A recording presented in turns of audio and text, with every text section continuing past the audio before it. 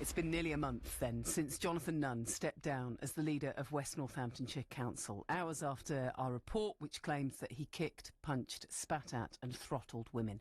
Mr Nunn strenuously denies the allegations. He says he has been subjected to relentless harassment.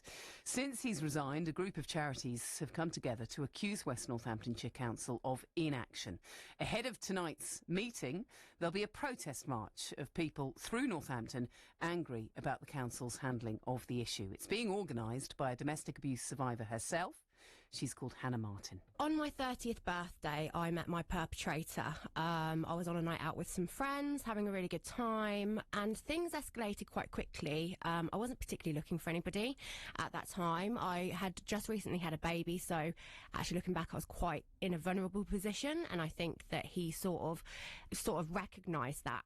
So, as I said, it escalated quite quickly. The violence started to become apparent at about 3 months in, and it just got progressively worse as the months went on. It was quite a short-term relationship of about 18 months in the grand scheme of things. That's quite short, but it was so detrimental to my future and just my well-being in general. Mentally and physically. Mentally and physically. The abuse that I endured was physical and mental. He was actually sent to prison for coercive and controlling behaviour, which I know is a very, very hard prosecution. So I do feel like I've got justice, and I do feel like I am now a voice because I got that justice, to help other survivors. And that's why, obviously, I've set up the Women's Empowerment Group.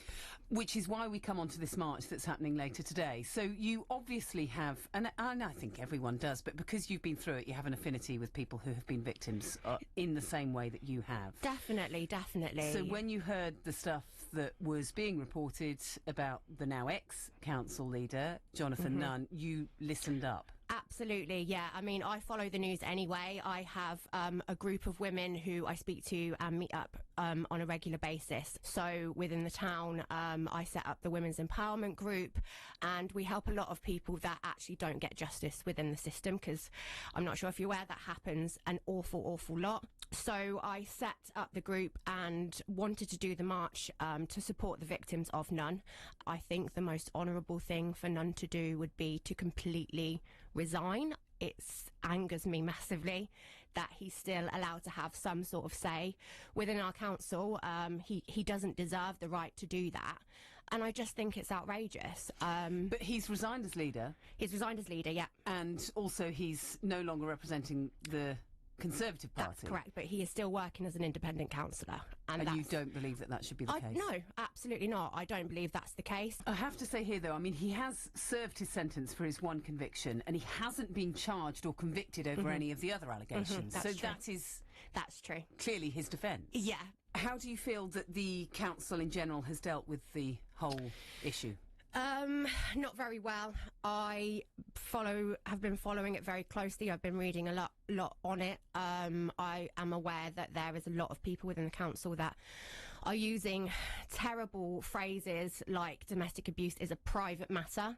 That essentially counteracts all the hard work and the message that I'm trying to put across to our community and young people as well. Because that's what Anna Earnshaw, the chief executive of the council, said. That's correct, she did, yeah. So as part of this march that you will be doing later, you will be focusing on that? That's correct, yeah. So the banners that we're holding will actually say on them, domestic abuse is not a private matter, counteracting what Anna Earnshaw has said, yeah. What do you hope to achieve? For Nunn to completely resign, for the council to actually have some proper training and on domestic abuse. I think it would be a really good idea for them to actually hear some real life stories about what it's like to go through domestic violence, the impact that it has, because I really don't think they believe that there is that much of an impact. I think they believe we're still in the 1950s, that women should be seen and not heard type mentality. And again, it counteracts all the work and all the messages that I am trying to put across at the moment. How many are you expecting on the march? I'm not sure. I'm going to say around 50. I could be surprised, and I'm hoping more will come. So yeah, we'll just have to see. At the beginning of this, you said that meeting your perpetrator changed you forever. Definitely. How are you now? Are you able to get into another relationship? Have you found happiness? Yes, I have. I'm in a really, really good relationship now. I've been with my partner now for coming up to 3 years. He has showed me what a truly loving relationship is like, and actually I can honestly say I'm the happiest that I've ever been in my life right now, and I think that is what is giving me the courage to do this and stand up for all the other victims as well, because there is light at the end of the tunnel, definitely. Hannah Martin, then, who's organising this march, which is going to be happening later on today, ahead of that full council meeting of West Northamptonshire Council. A reminder that Jonathan Nunn strenuously denies the allegations that are made against him. And a spokesperson for West Northamptonshire Council has said to us that they're fully committed to working with and supporting all of their partners on tackling domestic abuse and addressing the impact it has on the victims and the wider community. Violence of any kind, they say, is totally unacceptable, and we always urge anyone who has experienced this to seek support from one of our domestic abuse or sexual violence support organisations and report it to the police.